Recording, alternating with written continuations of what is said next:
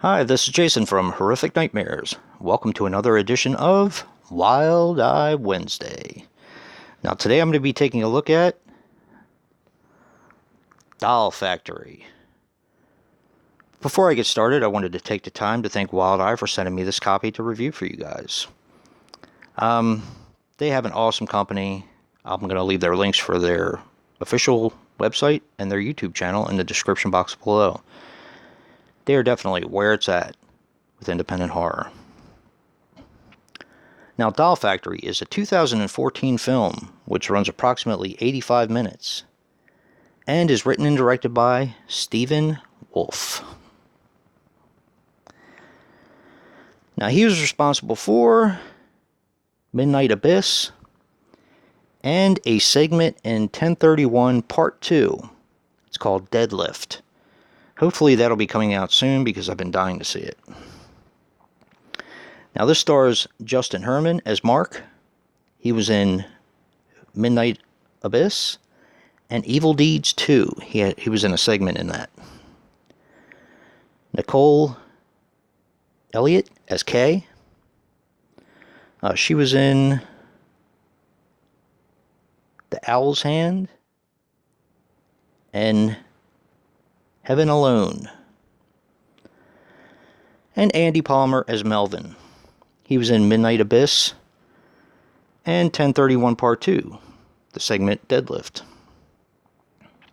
Now this had a budget of $200,000.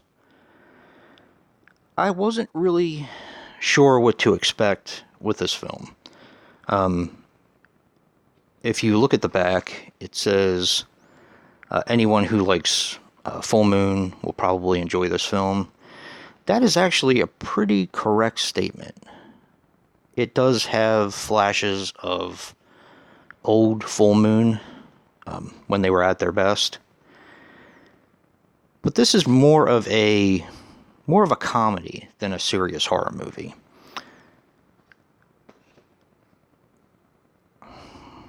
How do I describe this? In the beginning of this film, I wasn't really into it. And I figured out something about myself, once again, that with comedy horror, I kind of have to be in the mood to watch it. But as the movie went on, it kind of sucked me in. This is filmed really well for such a low budget. You can tell the people that did it had a lot of love for the genre.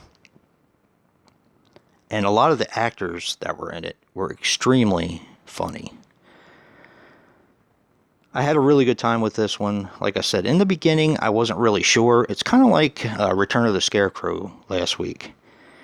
When I turned on the film, I probably could have turned it off in about 5 minutes. But I'm so glad I didn't, because this movie actually sucked me in, and I really had a good time with it. Now, if you're looking for a serious puppet or doll movie like Puppet Master, this is probably not your cup of tea. But this really does resemble Demonic Toys a little bit. It has that comedy, it has that kind of just absurdness about it. From Demonic Toys, the really high-pitched voice, the very silly voice, is what you're going to get from these dolls, which was one of the reasons why it reminded me of Demonic Toys a lot. And also the direction of the dolls. Now, they had two different versions of it. One of the dolls, of course, was solid, and they move them up and down when they talk. The other version of the doll is kind of like a hand puppet, where they get to move the mouth ever so slightly.